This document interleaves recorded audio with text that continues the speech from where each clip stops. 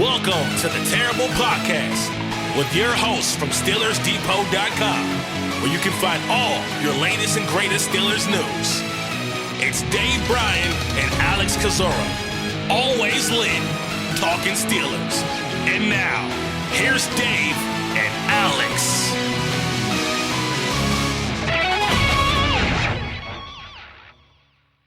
Welcome to the Terrible Podcast, Season 14, Episode 69. He's Joe Clark and Ross McCorkle. I'm Alex Kozora, SteelersDepot.com. Thanks for being back with us here this Friday episode, Steelers Nation, as the Pittsburgh Steelers get ready to travel out west and take on the Seattle Seahawks Sunday afternoon, 4:05 Eastern Time. A critical game for both sides, each team 8-7, fighting for their wild card lives. As you guys probably have already picked up on, no Dave Bryan today. He is on a little vacation, going to one of the bowl games out there in Tucson. So well-deserved. Hopefully he's having a good time out there. And so filling in for him today is Joe Clark and Ross McCorkle. You've heard these guys before during draft roundtables and preseason predictions. And of course, you read about their work on the site, Steelers Depot. These guys are big-time contributors and leaders and are as important to the site as Dave and myself. So appreciate you guys filling in. Joe, I'll start with you. How you doing? I'm doing great. Excited to be here. Looking forward to my first, appearance on a regular podcast here. So I'm looking forward to it. Should be a good time. And Ross, thank you as well for being on the show. Yeah, thanks for having me as well. This week's a little bit personal for me. I moved to Seattle. Actually, it was a few days before Super Bowl 40. And so I was that kid showing up to school in my Steelers gear. And I don't know if you remember that game, but there was some controversy and all. So there was no bullying or anything like that, I promise. Oh, my goodness. Yeah, that's great. How long were you in Seattle for? I was there all through like junior high and high school. So about 10 years. Does it rain as much as they say it rains? Actually, when I moved there, I think we were in a record-breaking like 35 straight days or something like that. So it was yes. So yes, okay, gotcha. Well, I think the weather's supposed to be decent for the weekend, but I'm not 100% sure on that. Hopefully the Steelers are decent for this weekend. They certainly have to be.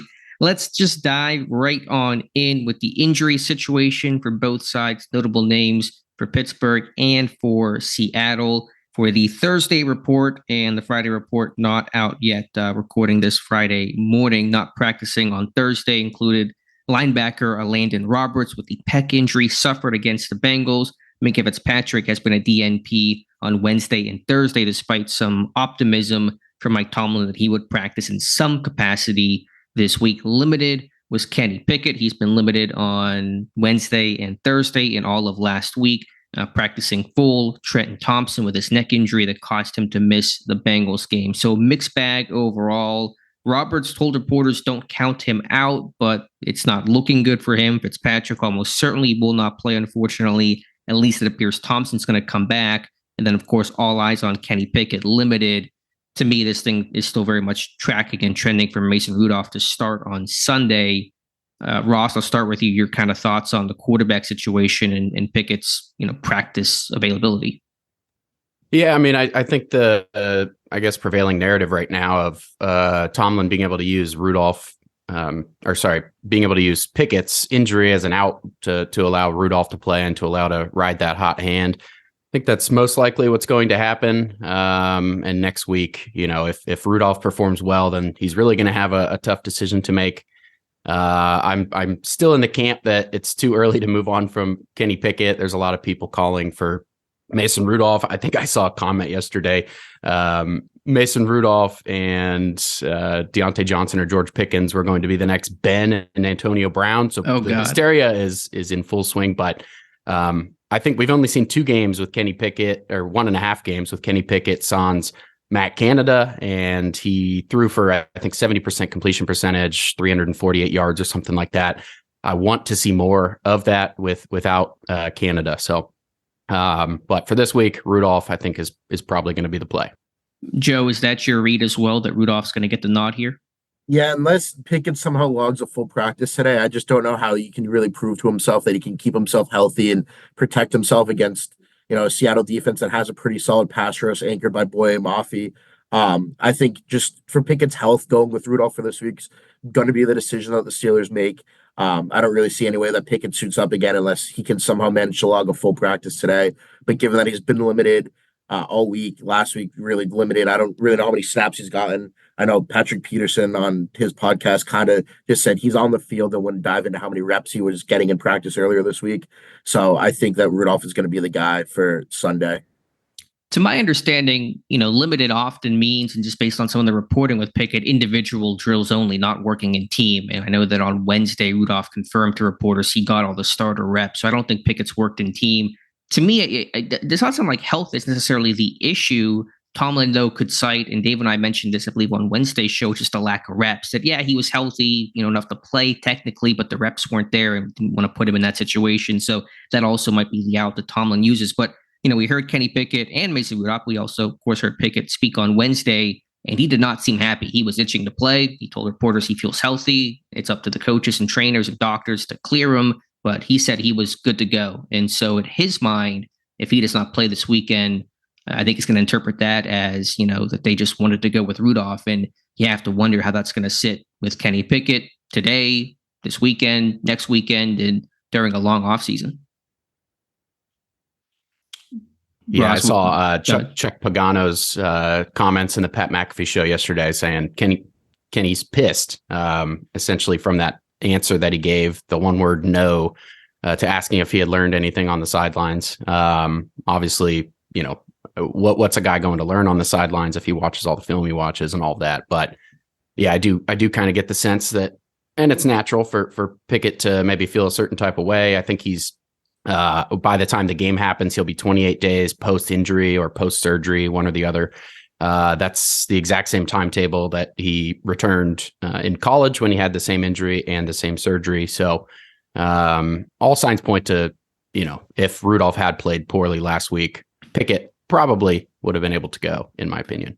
100%. And yeah, there's no doubt in my mind that Kenny Pickett thinks he's healthy and that he should be playing in this game. And so there's a twofold handling for Tomlin, not trying to create controversy in the national media side of things, which I think Tomlin has done well, because there is still kind of the guise of the injury and he's limited, so he must not be healthy and the reps aren't there. You can get away with that this week, Ross. As you said, next week, you really can't play that card. But internally, this matters more than the outside noise, especially in Pittsburgh. Internally, Kenny Pickett, I think, feels slighted by this. And in his interview, which was, as you said, kind of terse, and him basically saying, "I want to play." It's up to the coaches. Do they want to play me? That's going to be a lingering question, I think, going into the offseason. Joe, what are your thoughts? Yeah, I mean, Pickett's a competitor. That's the one thing you can always say about him, is he's just a guy who wants to fight. He wants to be out on that field. I mean, we've seen him make miraculous recoveries from injuries before coming back. He had that rib injury against Jacksonville. Came back, he played Thursday against Tennessee. So he's a guy, he's going to do everything in his power to be back on the field. And like Ross said, he had this surgery before. He knows, I would assume he knows if he thinks he's healthy enough to play. And if he does feel healthy enough to play, he's probably going to be a little upset if they go with Rudolph. Long term, I don't think it'll be a big deal unless, this offseason the team goes and brings in other legitimate competition. Let's say they go and sign a Jacoby Brissett sort of guy that they know can start in this league. Then maybe it becomes a little bit more of an internal issue if Pickett feels they're bringing somebody in to really compete for his job, or if they draft a quarterback high. Neither of those things I think are going to happen. But I think that's where then it could linger and become more of an issue rather than, just a 1 week. You can kind of massage it to him. Hey, you didn't get the reps that we wanted to see. I think, he could manage 1 week going with Rudolph. Again, week 18, it becomes a bigger issue when he's healthier and he can return. And that was kind of a date that was pinpointed. Hey, he's going to try to get back for week 18 in the national media. So then it becomes more of a story outside as well. So it's going to be interesting to see how they handle it after this week. Like I said, I think they can kind of massage it this week internally and externally, even if Pickett's a little bit pissed off. But going forward, it's going to potentially balloon if the Steelers continue to roll with Rudolph or look to, provide some sort of real competition for Pickett this offseason. No, I agree. And I'm not saying that Tomlin's doing anything wrong. I mean, what matters first and foremost is what gives you the best chance to win this game in Seattle on Sunday. That's the mission. It's essentially a must win. There is, I guess, technically a path for Pittsburgh if they were to lose this game, but essentially they have to win out to really have a realistic chance and path at making the playoffs. So But there's a cost and a consequence if you're going to essentially stick with Rudolph, and Pickett I think is revealing what that cost is with him not exactly happy with how he's being handled. But if you win and in advance, then it all works out in the sense of you're still in the fight. But then, as Ross, you said, if Rudolph plays well, they win. I don't think you can rationalize and bench Rudolph at that point if he has two solid performances to get you 2 victories going into Week 18, a must-win game. So that essentially would mean that Tomlin has to say that Rudolph is a starting quarterback, which opens up a whole nother can of worms for, again, the offseason. Yeah, I one more talking point, I guess, on Mason Rudolph starting. Last week, obviously, in the friendly confines of Pittsburgh, and this week he'll be obviously playing in Lumen Field in Seattle. It's one of the most hostile stadiums in the league. If you go back to, I think it was 2011 or whatever it was, with Marshawn Lynch's Beastquake run, the crowd noise actually registered as a minor earthquake. So it's going to be a whole different ball game for Rudolph. It'll be interesting to see how he handles that type of pressure and that type of noise, because it's going to be loud for that offense. And if you're into history, Pittsburgh has not won in Seattle since 1983. They've dropped their last 5 contests. So just something to note there. Rest of the injury report, again, we'll watch Landon Roberts to see if somebody's going to play, even though he's been essentially ruled out, it might be Roberts with how tough, and he's played through some injuries this year, that groin injury on a short week to suit up against New England. But we'll assume right now it'll be Miles Jack and Michael Walker, getting the start inside linebacker. Blake Martinez should dress if Roberts does not. I wonder who will start at safety. Let's assume Minka is out. Let's assume Trenton Thompson plays. I think Patrick Peterson remains at free safety. At strong, will it be Thompson? Will it be Eric Rowe? There could be some mixing and matching happening here. I just wonder where this thing is going to go. Maybe not the most important question of the week, but Joe, if you had to kind of guess who your 2 starting safeties in this game will be, what direction would you go? Yeah, that's definitely something that's kind of caught my eye throughout this week. I think they would roll Peterson and Rowe because the 2 of them looked really good against Cincinnati. Obviously, they both have the pick. Peterson's is a little bit of a gift, but he was solid in coverage. Rowe did look like the player that he had been, kind of the past few years, even though it was his first game of the season. Didn't really look all that rusty. It was a really solid performance from him. So I do think there will be some mixing and matching. Obviously, throughout the years, there's been a lot of tread on both Peterson and Rowe's tires and the older guys. So he can kind of steal some reps and keep them fresh by getting Thompson in there, who has looked good when he's played. But I think if Thompson goes, which it looks like he is, he was full yesterday, that I do think Rowe and Peterson will be the 2 starters. Mix Thompson in there. Seattle's got a great receiving corps, so kind of want to keep guys fresh and ready to be able to run, keep up with Jackson Smith-Njigba, Tyler Lockett, DK Metcalf if he can go. Just have as many healthy bodies as possible, and coverage is going to be important. So, but I do think it would be Rowe and Peterson to get that started safe. Ross is, or excuse me, yeah, I was going to go to Ross there. I'm getting people mixed up. Ross, is that your thought as well in terms of the safety pairing this weekend? Yeah, I think Peterson had a good game, and he's obviously talked in the media and on his podcast about how he kind of wants to maybe make the full-time switch to safety in the future. I think the point I keep going back to is Tomlin discussing September players and December calls and all, whatever that was. I think he likes having 2 veteran presences back there. Eric Rowe's obviously been around in the league for a while, and same with Peterson. Trenton Thompson's a young player. He's only got a handful of starts and all that. So I think rolling with the veterans back there, there's the added opportunity to move Peterson around a bit if they do want to bring in Thompson, which can only be a bonus. That brings up a really interesting point. Patrick Peterson speaking to the media, and then also on his All Things Covered podcast that dropped yesterday, essentially saying that he understands that if he wants to, have, more longevity in football, he's going to have to make the switch from corner to free safety. And I think back in the offseason, he was pretty resistant to the idea, and he wanted to be a corner and, stick there as long as he could. And obviously playing safety was really more out of team need than the team wanting or deciding to try him at safety. With all the injuries that they've suffered, but Peterson basically admitting that, free safety's in his future if he wants to actually do that. So the question is, how do you, and this is a, long view, who knows what will happen kind of question for next year. I imagine Peterson will be a part of the 2024 roster, but, if he does play safety or play safety in a fuller time role, he's obviously going to be more of a free safety than a box guy, but you have Minka Fitzpatrick as well. So, Ross, I'll start with you. How do you just right now, and again, there's a lot of variables we don't know in terms of draft, free agency, et cetera, but how do you think that could potentially look if Peterson becomes more of a safety than a corner? Yeah, that'll be interesting to see develop in the offseason. I think Peterson said he really one of the main aspects he enjoys of playing safety is being able to talk to the defense. Obviously, when you're a corner, you're out wide. He said you can only really speak to a couple people over on his side of the field. I mean the I guess the format or the path to making that switch, it's happened, with multiple notable players over the years. I also like that both players can be moved around a lot. I mean, Tomlin likes to kind of use these guys as chess pieces, and I think you'd have two solid chess pieces in Fitzpatrick and Peterson. So I'm not sure how it's going to play out, but I think it could be a positive moving forward. Yeah, I think in this world of sub-package football and different looks and groupings, they'll find a way to handle that to some degree. I don't know exactly what it would look like.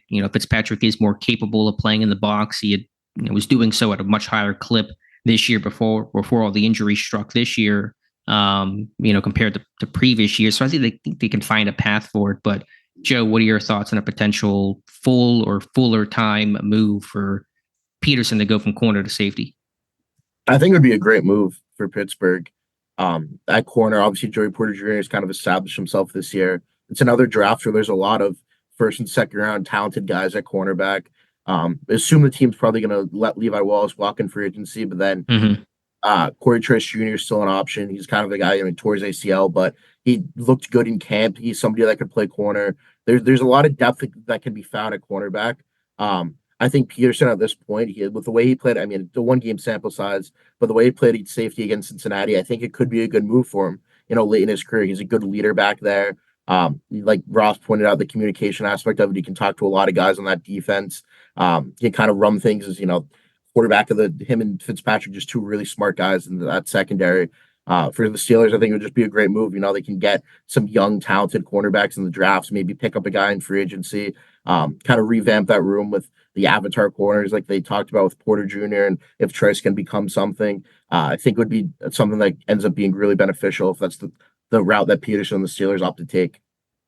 Yeah, I mean, you're right. It was just 1 game, but he looked natural back there, and he seems to enjoy the role in the position. So it's kind of funny how these things work out. You maybe don't love the idea for a while. I know he was excited about the idea of being a versatile piece. That's partly why he signed, but I think he still viewed himself as a corner and not a guy that had to make that full-time safety move. But seems to be embracing it, and he's a very self-aware guy. I really appreciate and like listening to him and his commentary about himself, about the team. I think he's honest and candid and understands, that you're a 33-year-old cornerback. You can't, play that position on the outside, especially for too much longer. So again, I don't know exactly what it'll look like. I think there'll still be some slot corner in his future next year. But there's some options there, which is good for Pittsburgh. To go to the Seattle side, going back to the injury report situation, Joe, you've been writing up the daily Seahawks injury report, and it's you've had your work cut out for you. It's been a long list of names to examine, and I think the most notable one, and again, we don't know what the Friday status is. This may be to some degree a moot point when all is said and done. But DK Metcalf, as you mentioned earlier, with a back issue, did not show up on the Wednesday report, but showed up on the Thursday report as I think did not practice or limited with the back injury. Any idea on his status? And then what are the other injuries to look at for Seattle? Yeah, so with Metcalf, it was interesting. He kind of cropped up. Some of the Seahawks reporters I saw on Twitter were saying that they didn't see him at all on the portion of practice that was available to the media. Kind of unknown where that injury came from because, again, he wasn't listed on the report at all on Wednesday. If he can't go, that's obviously going to be a huge loss for the Seahawks. He's 2 yards away from 1,000 yards on the season. Kind of a matchup, him and Joey Porter Jr., that I think a lot of people are looking forward to watching, kind of two big physical guys out there. Good matchup for Porter Jr.'s physicality and length, but if he can't go, then that takes away Seattle's biggest receiving threat. Other names to watch, Jordan Brooks, the linebacker, he probably won't be able to go. He hurt his ankle against Tennessee last week, and that'll open up the door for Devin Bush to get some time against his former team, so that'll certainly be an interesting one to watch. Some other names, Dramont Jones is not practiced the last 2 days with a shoulder injury. He was a big pickup this offseason from Denver. for their defensive line. Another name that's to watch is Jamal Adams and Devin Witherspoon. Each of those guys have missed the last 2 games. Obviously, Adams at safety, Witherspoon, the rookie corner out of Illinois. They've gone limited the last 2 days. Their prognosis for their return looks good for this week. So big addition to Seattle secondary. They're getting Adams and Witherspoon back. And then one other name is just Jason Peters, oldest active offensive lineman in football. Pete Carroll said he dealt with a plantar fascia issue in his foot. I think he played 14 snaps in the second quarter against Tennessee before he suffered the injury. He had played well. He's just one of those guys. He's ageless. You put him out on the field, you're going to get solid production. But if he can't go, that'll obviously impact Seattle's line. Their other big injury they suffered in the Tennessee game was guard Damian Lewis, but he was full with a neck injury yesterday, so he is expected to play and probably start on that Seattle offensive line. Oh, good info, though. Thank you, Joe. And I always forget to mention the guest that we have on. We do have a Seahawks beat writer that you guys will hear from in just a little bit. It's Gregg Bell, who's been covering the Seahawks for about a decade out there with the Tacoma News Tribune. And so we'll talk with him, and he does go through, offer a run through of the injury situation. That interview was recorded on Thursday night. But we'll talk to Greg here in just a little bit. But let's transition now, as Dave and I often do for the Friday show, the coordinator press conferences, Eddie Faulkner, Teryl Austin speaking with the media. I don't think either guy said anything too, earth-shattering, but we'll start there with Eddie Faulkner, obviously not really revealing the team's quarterback plans, although we, hinted at where this thing's going to go. Ross, I'll start with you. Anything that Faulkner said in particular that stuck out to you? One thing at the beginning of his, I think it was his second or third question, they talked about Rudolph being so good in that game and how they accomplished that. He talked about, I think they said skinnying up the game plan or something like that. I guess just from your film review, what have you seen, or what did you see that they did that, really simplified that for Mason? Yeah, I didn't see anything that stuck out in a major way. Sometimes those things don't always reveal itself on the field, and maybe your menu of plays are smaller, your package of, red zone plays and 3rd and 7 to 10 type plays might be just a more limited menu, and that won't reveal itself in terms of the actual play call. But instead of having 12 calls, you might have 6 calls or something like that. But Rudolph, he's been in the system. He is, I think Dave and I had mentioned this, one of the longest tenured active Steelers. Only guys that have been in that building longer than him are Cam Hayward and TJ Watt and Chris Boswell. So it's a really short list. So it may have been some more behind the scene things overall in terms of skinning up that playbook. But one thing, and I'm not slighting Rudolph at all, at a certain point, basically after halftime, he didn't have to do a whole lot in that game. There was the great response he had after the Higgins touchdown, hit Pickens the other way on a really good ball. But after that, it was basically they were just, grinding out clock, and they ran the ball really effectively. Only threw the ball, I think, 27 times in this game. So that kind of helped maybe skinny things up a little bit just because of the game circumstance of it all, playing with a lead from the literal first pass to Rudolph through of the game. Joe, your thoughts on Rudolph and anything else that Faulkner said? Yeah, the one thing that Faulkner said that kind of stood out to me was talking about, the strain to compete. He was talking about in the context of the offensive line, but, guys finishing blocks. The offensive line was terrible against the Colts. We covered it extensively, just how bad they were. It was one of the worst offensive line performances this team's ever had.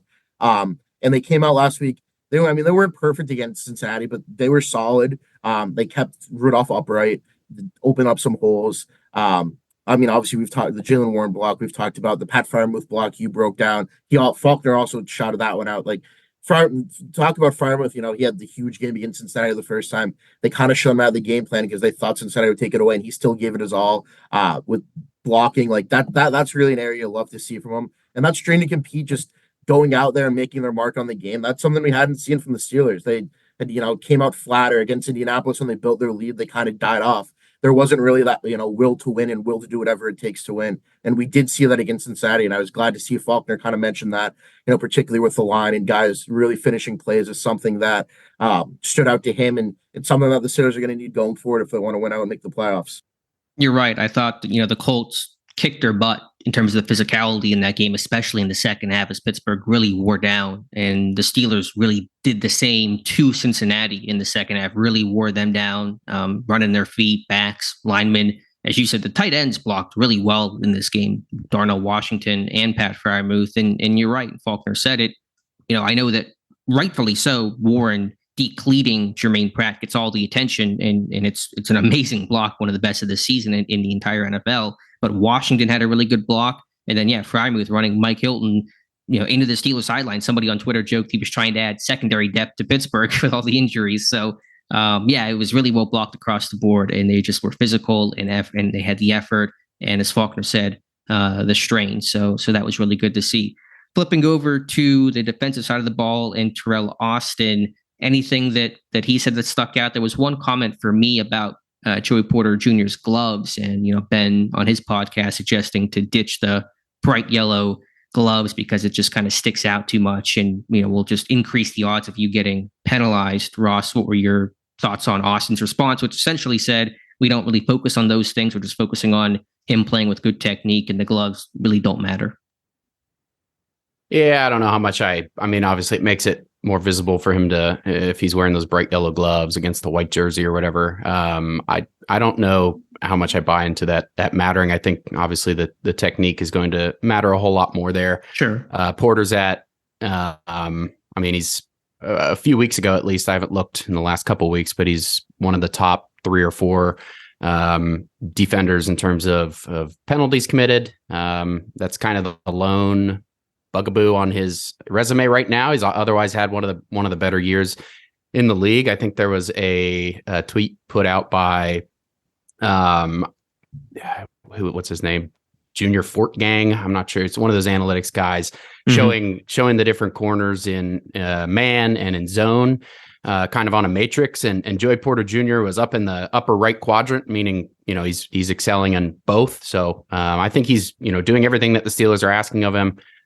His main thing is going to be cleaning up those penalties and all that. So, yeah, I think the Porter does not get the credit. He's been a good zone defender too. And the book on him coming out was he's strictly a press man corner. He's got to be physical, got to play bump and run. But I think he's, really look comfortable in zone, in playing different alignments because he's shadowing and traveling. He's working over slots. He's playing on different splits against receivers that move around some.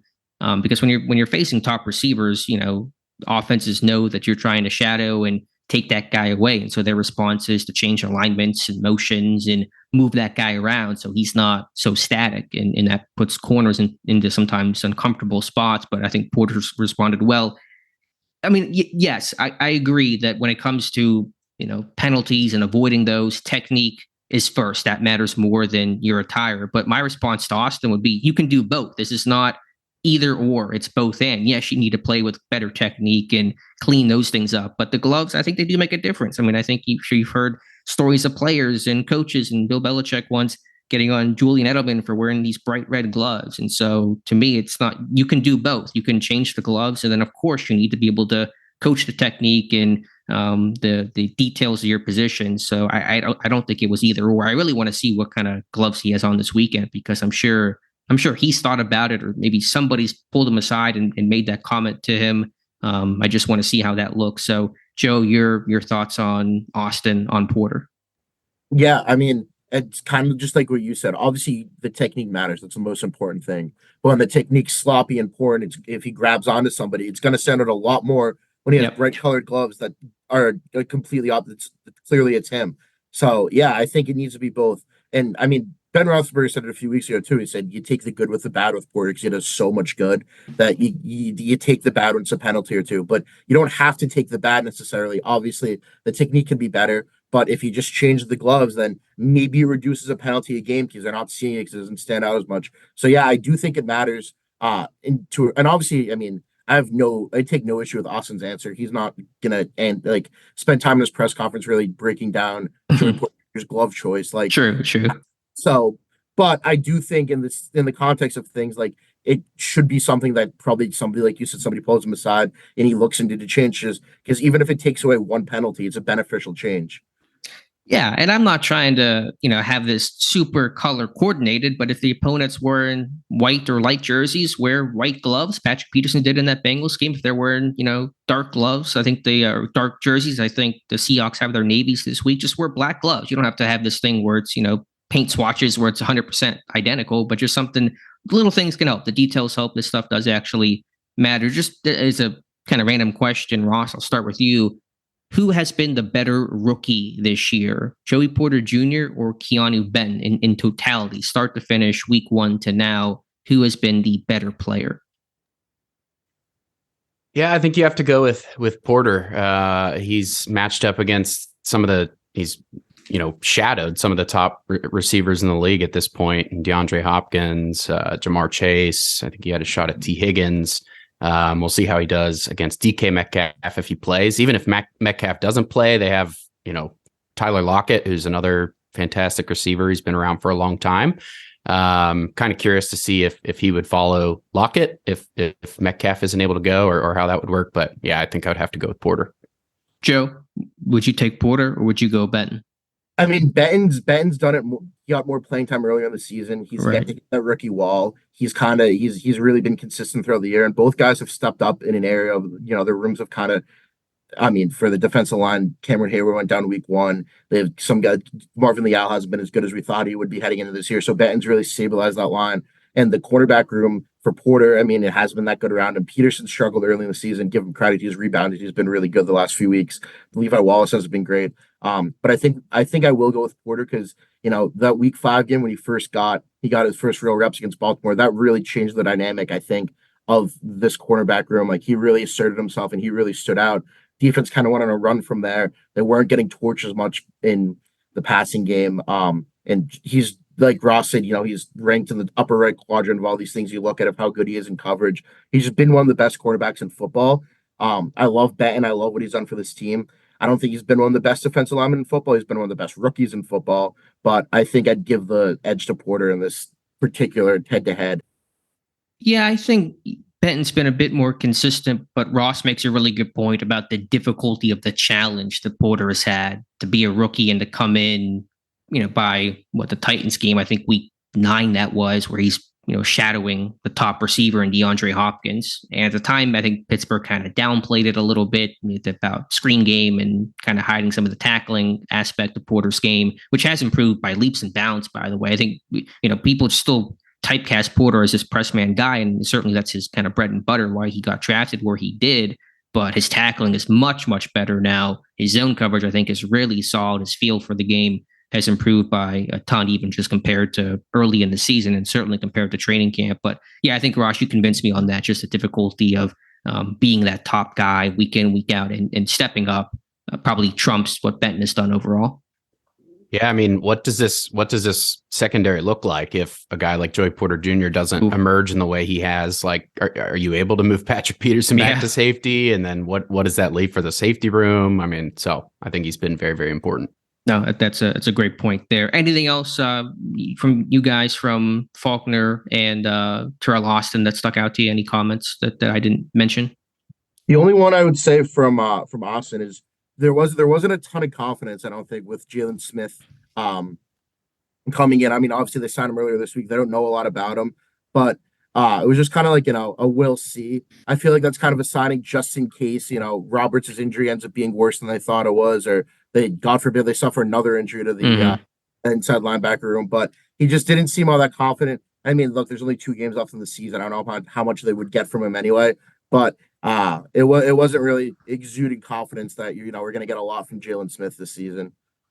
Yeah, I think it's really just this team. They've been hit so hard by injuries. They're trying to find veteran type guys that, if more injuries happen, because they keep happening, there's somebody that's, played some football before. I'm trying to find the comment exactly that Austin had on Smith. He said, quote, "We'll see. Like, we brought the other veterans in. I think the biggest thing is trying to get him up to speed as fast as possible. I don't know much about how he is in the classroom and that kind of thing. I bet he's pretty good. You don't become an all-pro and play some good football in this league for a lot of years and not knowing what to do. I think it's going to be a matter of time." And he seems to be picking up things.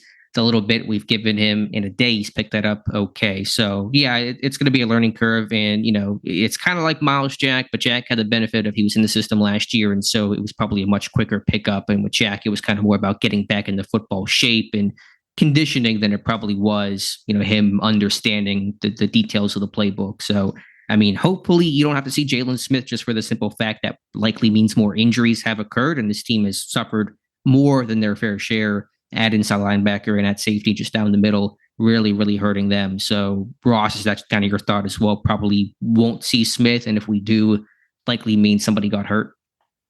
Yeah, I agree with that.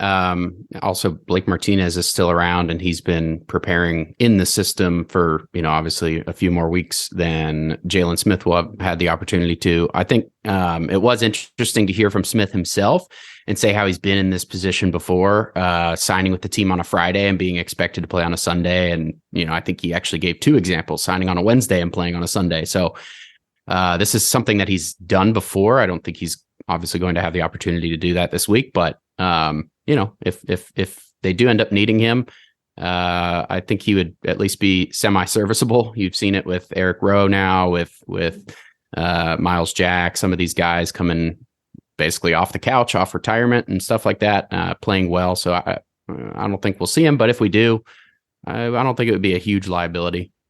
Yeah, I mean, I imagine the elevations will be the same as last week.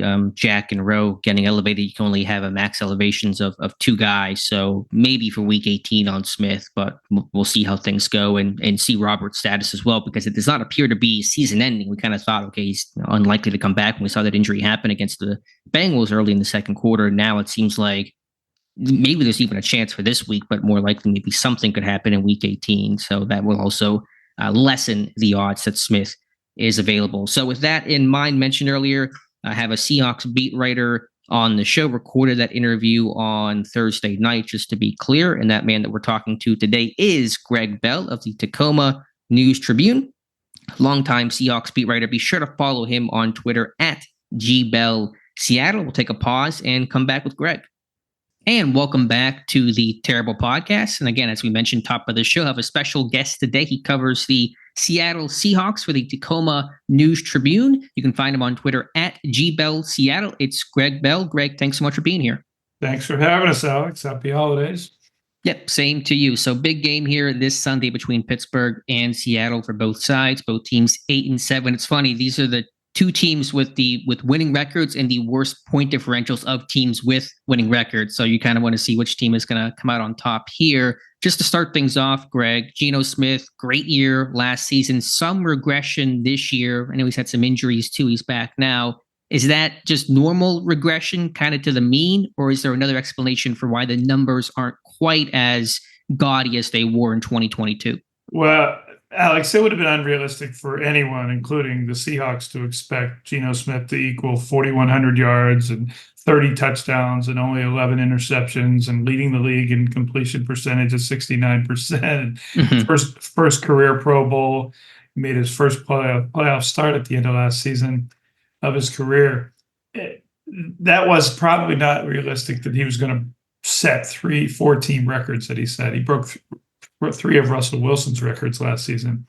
But what has changed for him, you mentioned the injuries. Aaron Donald crashed into him in the middle of November and bruised his throwing arm, his tricep.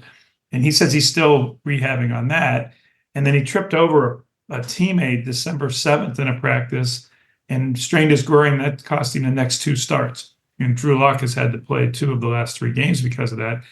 Smith returned last weekend in Tennessee and led the Seahawks to a last-minute drive and win. But their offensive line has been a problem that has subverted a lot of what Smith wants to do. The drop-back game and deeper routes to DK Metcalf and Tyler Lockett, they often can't do because of the lack of pass protection. And they have not consistently run the ball. Steeler fans don't need to hear about that problem and how it could help an offense by simply running the ball more consistently and effectively. But that's been Seattle's issue of the opposing pass rushers just tee off on this offensive line when there has been a lack of a running game. And Kenneth Walker, their lead back, has been injured for a lot of this season. He runs with a very punishing style that, much like his predecessor, Chris Carson, and then Carson, of course, had to retire because of injury. And now this week, there's another injury for Kenneth Walker. He's got a shoulder issue coming out of the Tennessee game. He hasn't practiced this week. So the lack of a run game has really combined with the offensive line issues to make this a lot tougher year, less productive, more turnover-prone year for Geno Smith. Sure, that makes sense. Since you mentioned the running game, let's assume for a moment that Kenneth Walker plays. How does the backfield split when they're healthy work between him and Zach Charbonnet? I think the numbers are similar in some ways. Walker seems to be more of the goal line back, 7 touchdowns this year to Charbonnet's 1, even though he's a guy with some size and power. How does that, committee approach work in Seattle? Well, Charbonnet has been the rookie from UCLA, second-round pick. They drafted him to be more of a 1-1A arrangement with Walker, but it hasn't really come out to be that. He's a clear number 2. Walker gets the majority of the carries. Charbonnet's effectiveness has been in the middle of the field, and then his yards per carry go way down in the red zone. And he's made guys miss between the 20s. He is more of a decisive one-cut runner and go. He's also a guy that'll run you over. Walker is more patient. He reminds me a lot of Le'Veon Bell, and Gotcha. He waits for his blocks, and sometimes to the point of taking losses. But he really is patient, much more so than Charbonnet. So they are 2 different backs for sure. But these injury issues and the fact that he's now sick on top of a shoulder injury, you would think Charbonnet would get some more carries than he has even all the season. But even when Walker has been out, the Seahawks have just not run the ball, even with Charbonnet in there. So it is clear that the number 1 back is Kenneth Walker. They just, frankly, don't run the ball enough to make their offense dynamic. This is kind of going to be a really specific question, but watching some of the tape on Seattle, they have some kind of funky formations, running backs to get offset, some sort of weird, old wing T or single wing formation I saw a couple weeks ago. Is that stem from a Pete Carroll philosophy? Or are they just trying to integrate some different looks into the offense? Where does that come from? That's Shane Waldron, who's a disciple of Sean McVay in the Rams. And he used to be the passing game coordinator, quarterbacks coach, and tight ends coach for McVay. And the Seahawks signed him from McVay's staff a couple of years ago to be a first-time full-time play caller in the NFL. They'll line up, they go multiple tight ends more than anybody in the league, and they'll line up 2 of them in the backfield. And you mentioned T and formations in the backfield, 2 of them off the tight ends. Mm-hmm. They throw a lot out of multiple tight ends. They run a lot of, they don't run as much motion as, say, the Rams and the Dolphins and some of the other heavy the Chiefs. But when they run motion, it's often to get Jackson Smith and Jigba, their rookie slot receiver, in matchups in a short motion right before the snap.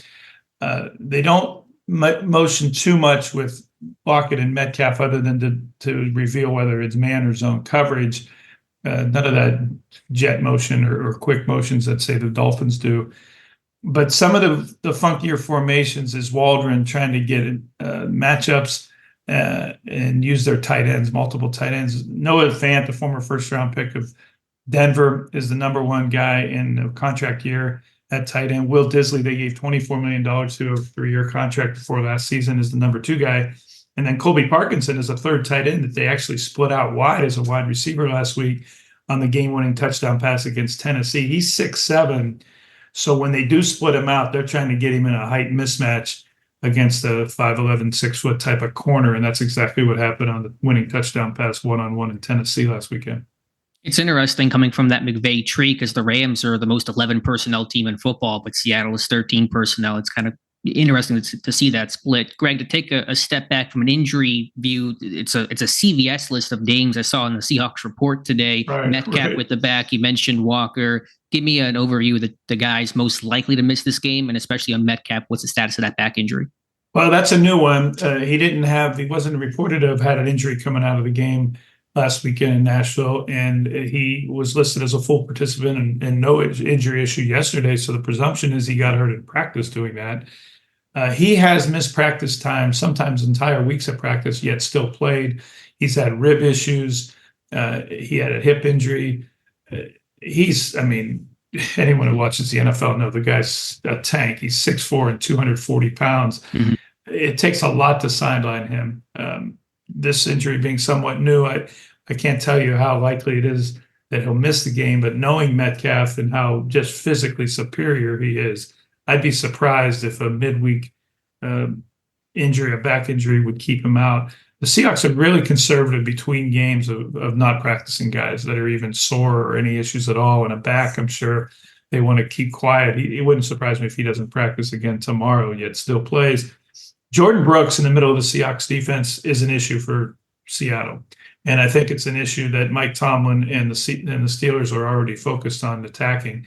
Brooks sprained his ankle in the first quarter in Tennessee, didn't come back.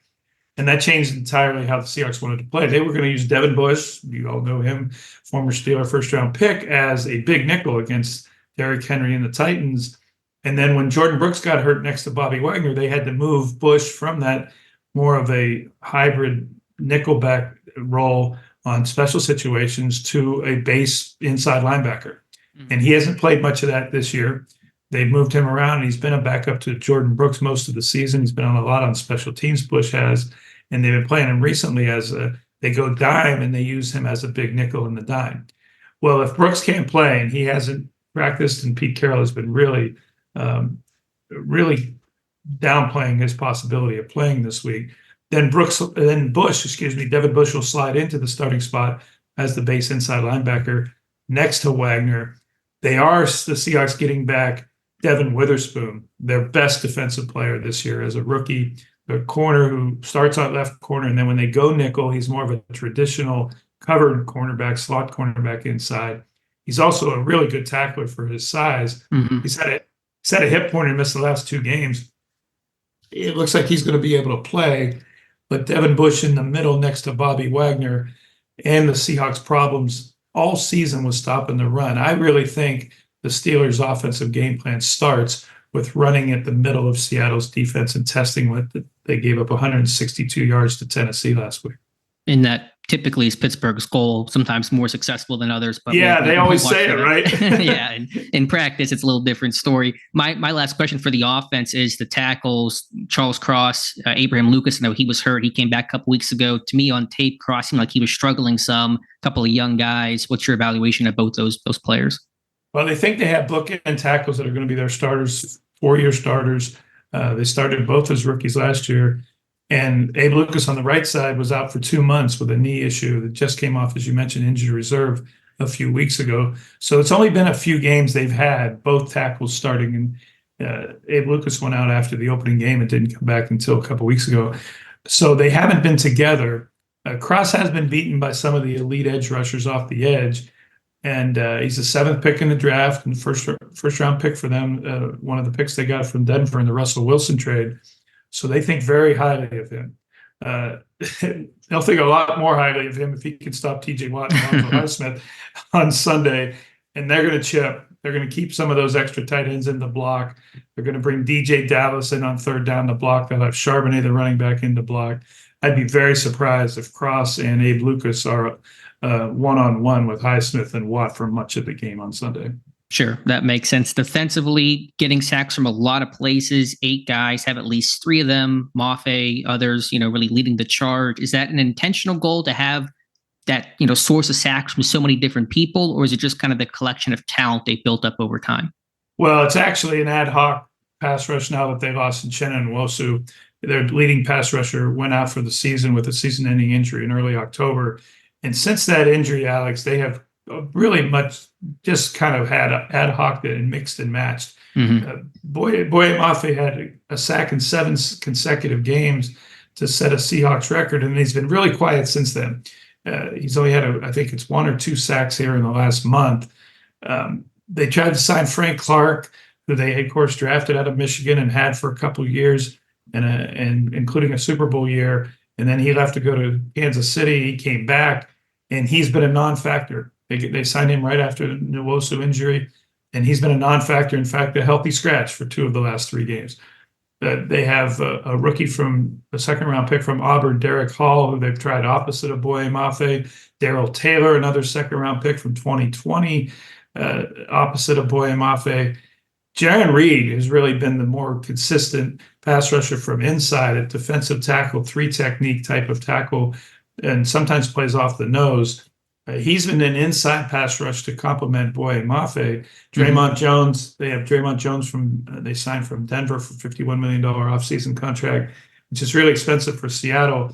Jones had a big sack that really ruined the Titans' last chance to get a tying field goal in the final seconds at Tennessee last weekend. But Jones has been a better pass rusher now that they moved him more outside at defensive end since the Seahawks acquired Leonard Williams in a trade from the Giants at the end of October. Williams hasn't had the sack numbers, but he has the pressures. And he also makes Jaron Reed and Draymond Jones better because Williams' reputation precedes him, of course, from the Giants and the great seasons he's had there. So a lot of offensive line pass protection plans begin with Mafe on the edge, double and chipping him, and then often one or two guys on Leonard Williams, and that gives guys like Jaron Reed and Draymond Jones chances in the pass rush. You mentioned Devin Bush earlier, likely to fill in for Jordan Brooks, but I know Steeler fans are interested in Bush's evaluation. I know he's not played a ton this year, but also Artie Burns. What's his been? It seems like he's been able to kind of revive his career to some extent in Seattle. Just overall, your evaluation on field of Bush and Burns. Well, Bush, I was somewhat surprised they kept him on the roster because once they signed Devin Bush as insurance that Jordan Brooks wasn't coming back from his torn ACL in January, and Brooks came back in 8 months and surprised everybody. He surprised the Seahawks that he was back at the end of August, ready for the beginning of the regular season, and that took Devin Bush's every down snaps at linebacker away in the defense. That made him a special teams player, but they signed him to a $3+ million deal. And a lot of that money was guaranteed. So they kept him for that reason as well, as they could use him on special teams. And if Brooks could not last coming back from the ACL, well, he's lasted until just recently now with this ankle injury. And that's why Devin Bush has not played a lot. So they've tried to find a different role for him, which is why this big nickel against running teams has become his new role, with Jamal Adams had been sidelined the last 2 games. Artie Burns has become a nickelback. It's a second career for him. It's not something he's done before. He said he didn't do it in Pittsburgh, and you know that more than I, and he didn't do it in Chicago after he left the Steelers. And they used him basically out of necessity once Devin Witherspoon got hurt a couple games ago. And they tried him at Pete Carroll, moved him. Carroll, by the way, the head coach, is still very much a defensive backs coach, and he's in the middle of the drills out here at defensive backs, and he teaches technique on the field at practices. If there is a position group that he is most involved in, it's defensive backs. And he moved Artie Burns to nickel. And he did it in the summer, and he wanted to get depth there. There was a question a lot of us had, why did they re-sign Artie Burns in May? Because they just drafted Devin Witherspoon, and they had a Pro Bowl corner and Tariq Woolen coming back, and had Mike Jackson at the other corner who had started last year. And they had Trey Brown coming off injury, and yet another corner they really liked. Well, Witherspoon's injury showed why they wanted Artie Burns. And they made him a nickelback, and he's done well. He did well in the Philadelphia game playing for Witherspoon against Jalen Hurts in the past. They held the Eagles to 143 yards passing that night, and they went on nickel quite a bit. I don't expect Burns to play as much, if at all, on defense this week if Witherspoon comes back. And the fact, like I mentioned, they're probably going to want to go extra nickel and defense in a dime situation with 6 defensive backs and one of them being close to the line of scrimmage. Jamal Adams is coming back this week, it appears, or at least going to try to, with his knee issue from the torn quadriceps last year. If Adams plays, I think Adams takes Devin Bush's role of last week as a big nickel against the run and dime. Bush is the linebacker in base, the linebacker next to Wagner. And then Artie Burns will probably lose snaps because of Devin Witherspoon will be the defensive back inside slot corner. Gotcha. Just 2 more questions for you, Greg. Just overall, who is an unsung hero of that Seattle team? Offense, defense, special teams, somebody who does not get enough credit, especially from a national, maybe Pittsburgh Steelers fan point of view? Well, he gets overshadowed because DK Metcalf's on the team, but Tyler Lockett, to me, he's a glue guy. When it's 3rd down and you need 6, he gets 7. And when they're in the red zone and you need a touchdown, he's the guy they throw to. Metcalf is the physically superior matchup for them, but teams know that and they bracket coverage him. I'd be really surprised if the Steelers didn't have Porter on, Metcalf underneath, and Peterson lurking over the top. And that often gives Lockett chances. And Geno Smith knows it, just like Russell Wilson knew it before. And he's the most experienced receiver going on his 10th year now. He is really good against zone. He's really good at finding space and coverages and then immediately getting down and avoiding hits, but often doing it when he's past the line to gain. He's not one of those receivers who runs a 9-yard route on 3rd and 10. He's really aware of where he is on the field. He's really good at dragging his toes and making ridiculous sideline catches. He's known for that out here. I don't think he gets the national and NFL notoriety that certainly Metcalf does, but teams know him. Mike Tomlin knows him. That defensive staff knows that when they really need plays, Smith's going to look at Tyler Lockett. And he's been consistent doing it at this level for a long, long time. But you barely hear of him, right? You don't think of him as a perennial guy, and he's a Pro Bowl caliber receiver in the plays he makes. Absolutely. Speaking of longevity, Pete Carroll, I mean, the guy is 70-something, but he's got the energy of somebody, half his age. If you had to guess, how much longer does he plan to coach for? Because to me, it seems like he has no plans of retiring anytime soon. He doesn't. And during the 4-game losing streak that just ended at the Eagles game a couple of weeks ago, December 18th, people were asking that question. Will he want to walk away? Alex, he will coach here as long as he wants to under the current ownership. Jody Allen does not want to change regimes. She wants to continue what her brother, Paul Allen, the late brother, Paul Allen, started. And he's got a contract Carroll does through his 75th birthday, through the 2025 season. There's no reason so far to think he doesn't want to coach at least that long. Now, the estate, I can go into all kinds of stories about the sale and the future ownership of the Seahawks, but there is an estate sale, and it mandates that the Seahawks are part of that sale. When that happens, maybe a year or 2 or 3, it may be before Carroll's contract ends, and then he may have a choice to make on whether he wants to continue coaching or whether a new ownership would want to have him around at age 74, 75. But you see him, Alex, he runs 100-yard dashes every day during practice and during special teams. He's doing free throw shooting drills and contests with his guys. He's playing loud music and dancing around. He really does have a youthful exuberance and energy that belies the fact that he's 72 years old and he's been coaching since Richard Nixon was the president. Finally, Greg, we always like to ask our guests for their score prediction. No obligation to do so. If not, some keys to the game. But if you have a prediction, feel free to share it with us. Well, I watch the Steelers a lot. I mentioned to you off air that I'm from the Pittsburgh area. I still have family there. My son's a huge Steeler fan. We don't miss any of them. I think the Steelers' key, as I mentioned earlier, is to run at Seattle and test their run defense. The question is, will they do that? And you watch some Steeler games, and it seems like they never run the ball or should have run the ball a lot more. The Mason Rudolph, it's going to be interesting to see how Mason Rudolph comes off that game against Cincinnati last week and continues in a loud stadium. The weather's not supposed to be a factor, which it sometimes, of course, is in Seattle in the winter. It's supposed to be a relatively mild and calm day on Sunday out here. But I think the Seahawks have a more dynamic offensive attack if they get pass rush. And they can possibly, their defense is so suspect. If the Steelers don't run at Seattle, it plays into the Seahawks' chances. I like Seattle mainly because they're at home. I know the Steelers are as desperate as Seattle to get a win, but the home field, the trip across the country, and again, the Steelers needing. If I was a Steeler fan, I'd root for them to run the ball and trust somebody who has watched the Seahawks play every day for the last 10 years. They cannot defend consistently against teams that are committed to the run. Teams that have really stuck to the running game, San Francisco chiefly, Baltimore, Tennessee last week, have absolutely steamrolled the Seahawks by the second half of games. It's often the teams in the NFL these days just don't do it. That will be the challenge to me if you're the Steelers on how to approach this game. Let's call it a higher scoring game. I think Mason Rudolph's going to light up some of the secondary issues that Seattle has had. Devin Witherspoon coming back helps the Seahawks. We'll call it 31-27. My Steeler fan son won't like that. He's going to be in the 300 level cheer with his terrible towel cheering on the Steelers. But I think it's going to be another close, entertaining game. Not as good as that. Not as good as the last time that the Steelers came to Seattle. One of the best games I've ever covered in a regular season, that 39-32 with Roethlisberger and Russell Wilson shootout. But I think it is going to be a higher scoring game.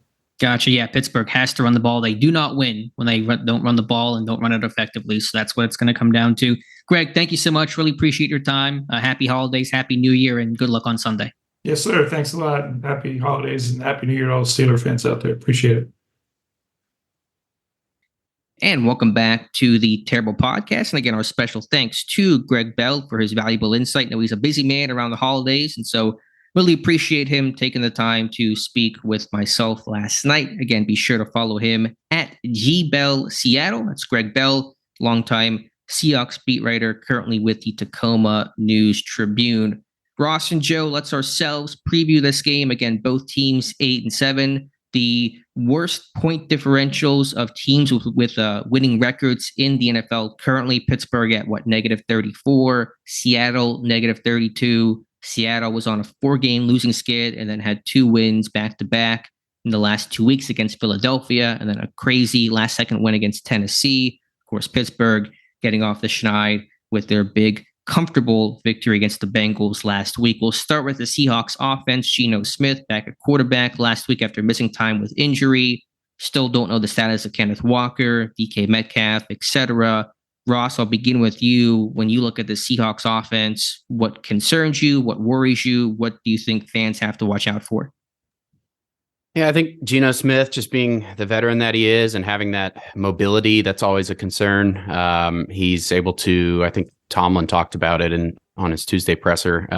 Geno is able to create stuff late in plays. So that's going to be a challenge for this team. Obviously, the Steelers have excellent pass rush, and so they'll be able to limit the length of some of those plays, but Geno's mobility, just being able to kind of buy time for some of those receivers to get open.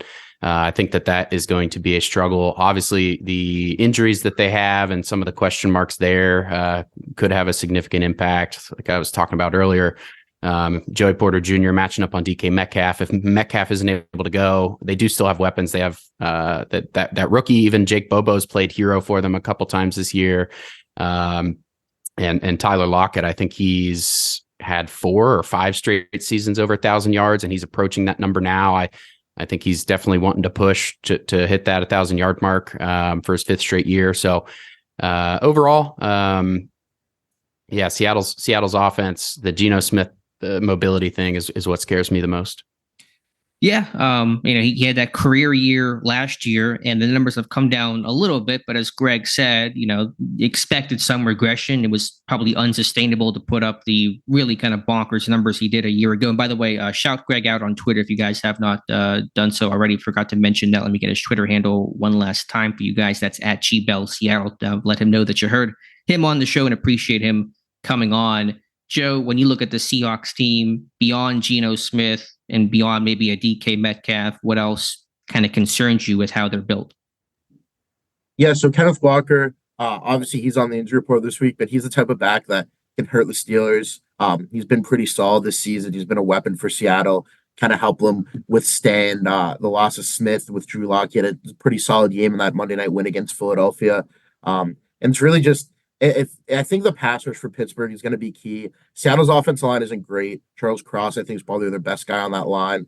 But they got so many weapons at receiver that if you give Smith time to throw, or like Ross said, let him escape the pocket and make plays with his legs to extend him, he's going to find guys open. Obviously, Porter Jr. is awesome. He's been great this season, but the rest of Pittsburgh secondary is a little bit patchwork right now because of injuries. I would be a little bit nervous about a Jackson Smith and Jigba. He's a guy who's come on a little bit lately. I think he had 6 catches against Tennessee. Lockett's always super consistent. Even Noah Fant, I know he hasn't had a great year, but Teryl Austin mentioned him in the press conference yesterday as a guy that can hurt them over the middle of the field. Mm-hmm. And as we've seen, the Steelers have had their fair share of issues covering tight ends over the last few weeks.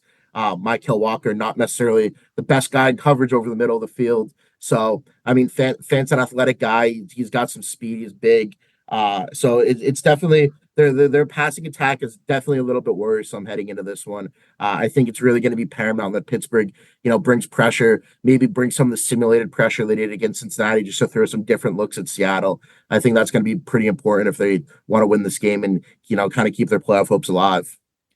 I think for as much as we discussed the receivers, and rightfully so, it's a really good trio of Metcalf and Lockett. To me, one of the most underrated and consistent guys in football. I've always been a big fan of him coming out of Kansas State. And then, as you said, Smith and Jigba, who's really come on strike, had that great touchdown catch a couple of weeks ago, and has been he's leading the team in 3rd down receptions despite only having 59 catches on the season. And so he's really kind of been a chain mover, a possession down guy for them. But they have really good tight ends too. And I think Dave had dropped the stat in our group chats. They run the 2nd highest rate of 13 personnel in the NFL with Fant and Disley and is that Colby Parkinson, I believe. And so they really kind of use some big people as well.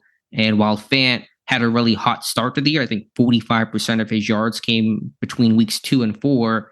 And he's kind of been pretty quiet since. You're right, Joe. I think they're going to utilize him a lot because they know the difficulties that Pittsburgh, has right now at off-ball linebacker and at safety. And Fant's had success in the past in Denver. I think it was he beat Devin Bush on that one corner route way back when. Now they're, of course, teammates in Seattle. So that's kind of a funny storyline to see. But I think Fant's a guy that could have that big play down the seam. So you're going to have to deal with him. But I think in the run game, they're going to go 12 personnel, 13 personnel. And they have some kind of funky looks too with offset running backs and kind of these, tight end sidecars and some kind of just different things that you don't typically see. And so how do you handle kind of some of the, formational funkiness of that run game and just kind of how they line up is something to watch. Yeah, going back to the draft, I remember some of my friends obviously living in Seattle for a while. I remember the chatter was, why did we draft a guy like Zach Charbonnet? They had Kenneth Walker, they had DJ Dallas. I think even if Walker's unable to go, Charbonnet is very, very capable. Especially, I did his draft profile back in the offseason, and he's very capable as a receiver as well. And the Steelers obviously have struggled up the middle of their defense as of late. And so, yeah, the tight end thing, but I think some running back screens and stuff like that could also give them some fits. Their skill guys are really deep at receiver, at tight end. You mentioned Jake Bobo, and that was one of Dr. Melanie Friedlander's, guys and prospects, and she called it. She crushed it. He plays in some of those kind of big people situations, kind of their Miles Boykin, where he's going to come in 13 personnel, be that lone receiver, that big body blocker. It's going to, crack the linebacker on their crack toss game or, stock block. Somebody crack replace a safety, something like that. So it's a really good skill group. The O-line, I think, is more questionable. They've had some injuries there with Lucas coming back at right tackle. I think he's played relatively well. I think Cross has had some issues at left tackle. The interior line, I think, is some decent run blocking, pass protection, maybe a different story. Greg talking about the run game really has not been strong for them, not been efficient for them. They're not running the ball a whole lot. And so in theory, that should play well for Pittsburgh because typically, and this is true for most defenses, but when you can make the opponent one-dimensional and take away that run game, you're going to make life tough on them, especially for a team that's not protected Geno Smith in the quarterback position all that well. So, Joe, do you think that's kind of the key is just minimize that run game with or without Walker and then just kind of tee off on Geno Smith? Yeah, if they force Seattle to throw and make them one-dimensional, I think the game's going to go in Pittsburgh's favor. I think against the Titans, that offensive line really struggled. The run game didn't get going.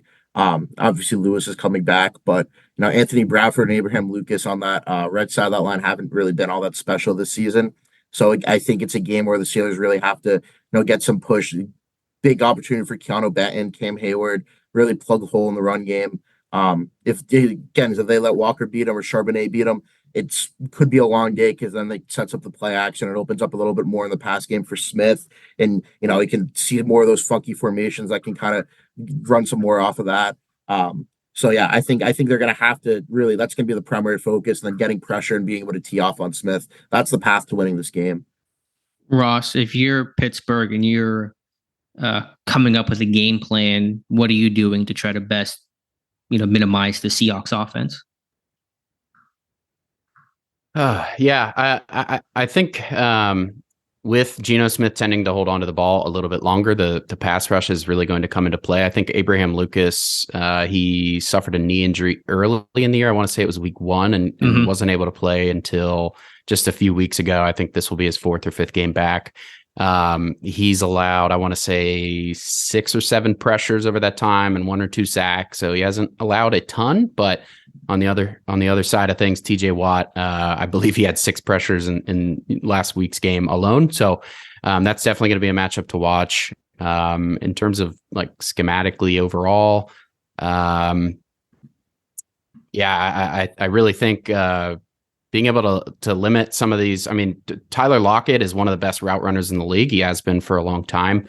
And so especially if Metcalf's not playing, just figuring out a way to limit Lockett's ability to, the Steelers have been playing more zone lately. So if Lockett's, able to find the soft spots in that zone, I think it could be a long day for the Steelers. So just being able to limit some of that stuff. Yeah, I think if Metcalf plays, we assume the Porter's going to be on him for essentially the entire game, and that'll be a really fun matchup. It's going to be just a tug of war, a wrestling match more than probably receiver cornerback play, just based on their physical styles. But putting that aside for a second, then how do you cover Smith and Jigba, and how do you cover Tyler Lockett? You don't really have that depth at corner. Levi Wallace with additional time, and at slot corner with Peterson, we presume he'll be the starting free safety in this game. Shandon Sullivan will kind of have the arrow on him against Smith and Jigba inside in the slot, and Lockett as well, because Lockett, of course, can play in the slot. I think Sullivan had a really good game last week. I know Austin shouted him out speaking to the media yesterday, but Sullivan is not known as that high-level cover corner, so that concerns me probably even more than the Metcalf situation. Although Metcalf can make that kind of freaky downfield play, does Pittsburgh have the ammunition to be able to cover consistently both Smith and Jigba? And Tyler Lockett, on paper, does not work in their favor. All right, flipping over to the Seahawks defense, and Joe, I'll start with you. Looking at this unit overall, your thoughts, your impressions, some strengths or weaknesses to tell the listeners about.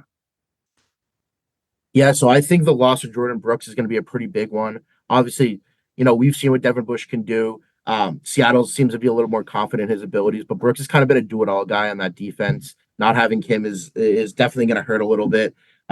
Obviously, Leonard Williams is kind of the big name. They acquired him ahead of the trade deadline from the New York Giants. He's been pretty solid there. Boye Mafe kind of had a breakthrough year. I think he's got 9.5 sacks this season. Really talented pass rusher. And then that's the secondary. The secondary is a little bit scary if you're the Steelers. Jamal Adams, I know, hasn't had the best year. He's dealt with some injuries, but he's going to be back. Devin Witherspoon's been really, really solid as a rookie. Had some rookie of the year buzz before this latest injury.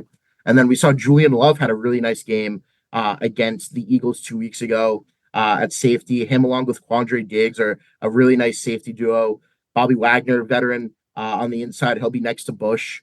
It's going to be it's a solid defense. It's going to be a big test for Mason Rudolph, especially in that environment. It's going to be tough to get the run game going. They got some physical guys up front. Najee Harris and Jalen Warren are going to have to, like they always do, fight through, try to get some extra yards, break some tackles. It's definitely a really talented unit. I would not expect the Steelers to put up 34 points again like they did against Cincinnati. I think it's going to be more of a, knock them out, drag them out, low-scoring affair with a good defense getting some key pieces back in Adams and Witherspoon. Ross, your impressions of the Seattle defense? Yeah, one thing that I was looking at, they've not allowed a whole lot to tight ends this season, or really up the middle of the field in general. They've allowed 100-yard plus tight end this season to Detroit, and that was at the beginning of the season. Since then, I mean, tight ends have had not even just a single tight end. The whole tight end unit has had a hard time getting over, the 50-yard mark. The Seahawks under Pete Carroll like to play a lot of, single high safety looks and stuff like that. I think one of the Seahawks players earlier in the week in one of the interviews was asked, about how the Steelers had so much success last week. And they talked about, well, they were letting receivers behind them. So we'll start there. So I don't think the Seahawks are going to, be caught off guard by Rudolph's deep ball or anything like that. I do think with Brooks on track to be out, Jamal Adams on track to come back, that is going to offset that a little. Jamal Adams almost acts like an inside backer at times.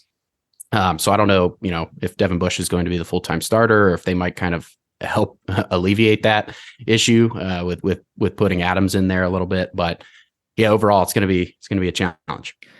I know they're no longer called the Legion of Boom. There is no Cam Chancellor and Sherman, etc. But this Seahawks secondary, man, they hit. I mean, they're as, I think, physical as any secondary in football, with Witherspoon and Diggs and Love. Like, you go over the middle on these guys, man, you're gonna feel it. And Witherspoon with 3 sacks, and I mean, he's one of those physical corners to come out in quite some time. So I just look at that, and do you attack the sidelines maybe a bit more, because trying to run routes over the middle, not that Pittsburgh uses that area a lot, but I mean, they really make you pay. I thought Seattle was really good against play action against Tennessee last week. They really didn't bite, and they covered crossers, and they closed quickly, and they recovered, and they're pretty disciplined, I think, in that regard with their eyes, especially when it comes to the secondary. The run defense is a big issue for them. And Gregg spoke to that a little bit earlier in the show. You can run on these guys. You have to be able to run on these guys.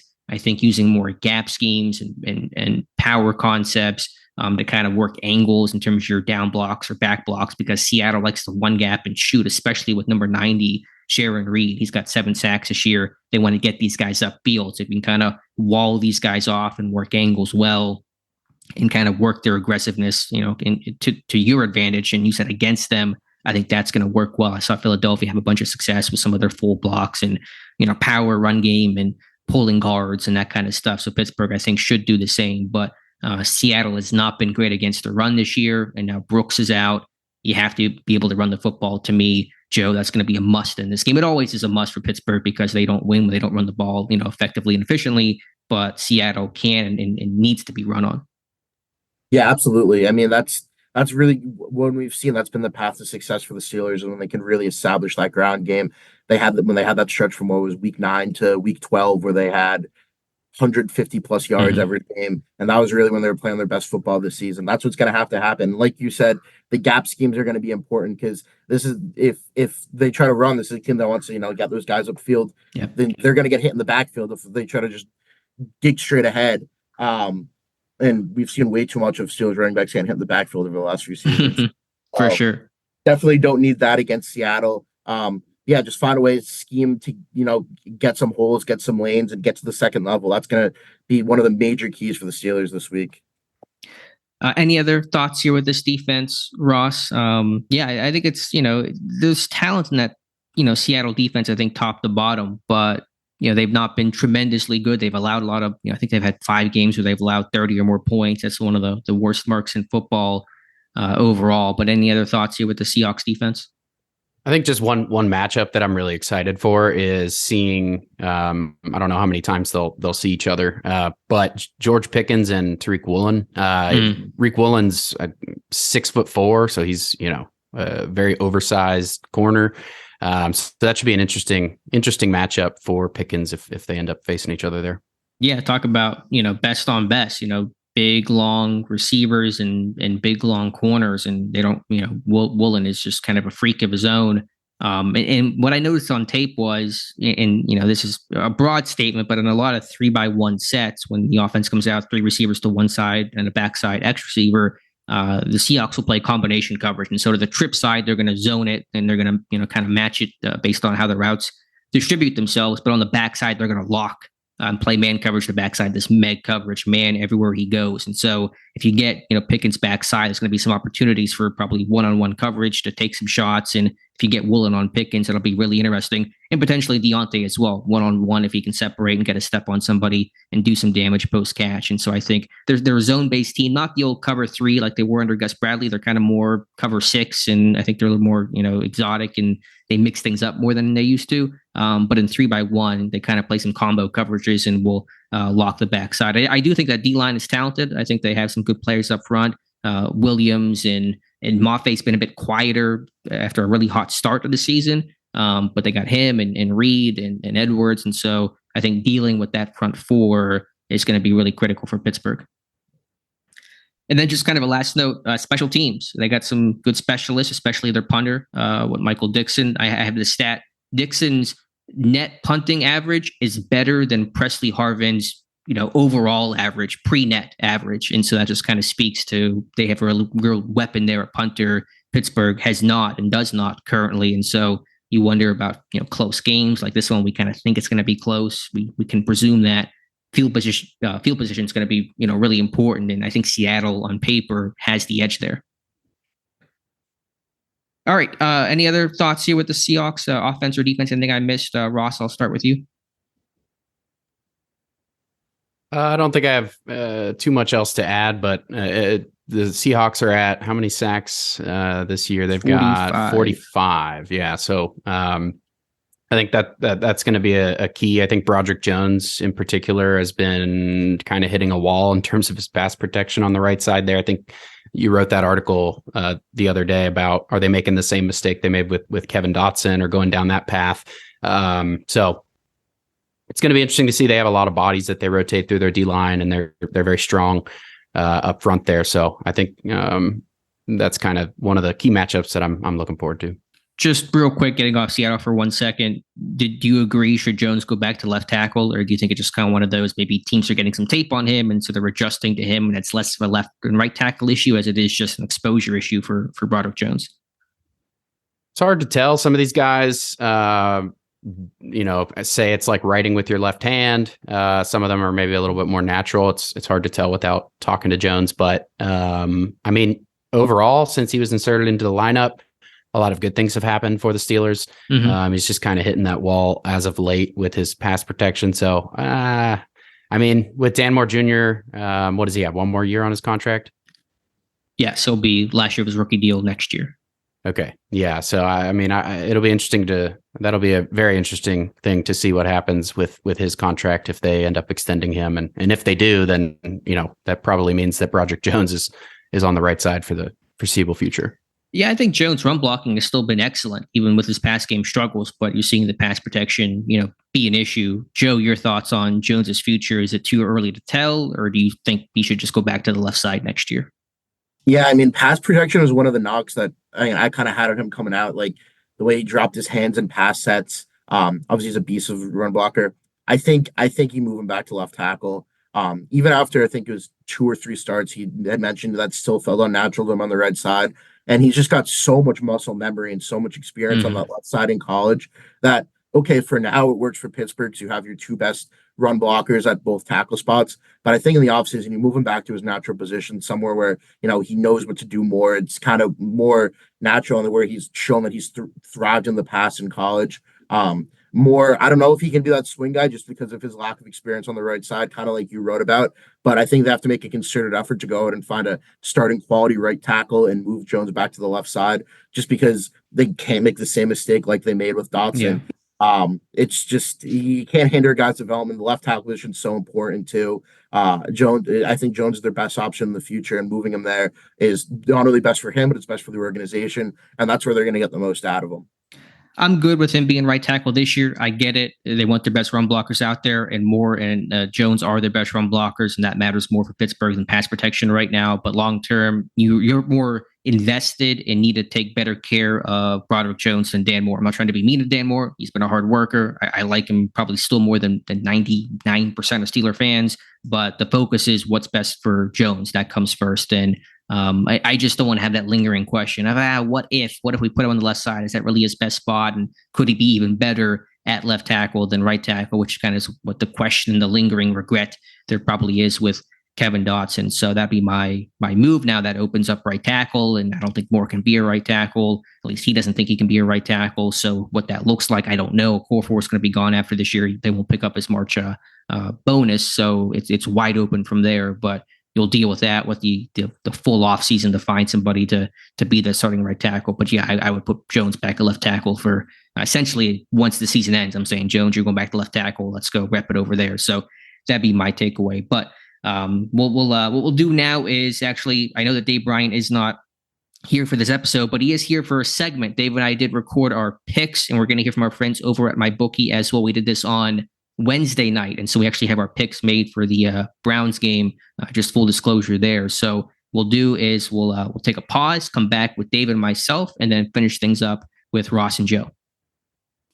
If you found a $100 bill on the ground, you wouldn't walk past it, so don't pass up on a chance at easy cash with MyBookie.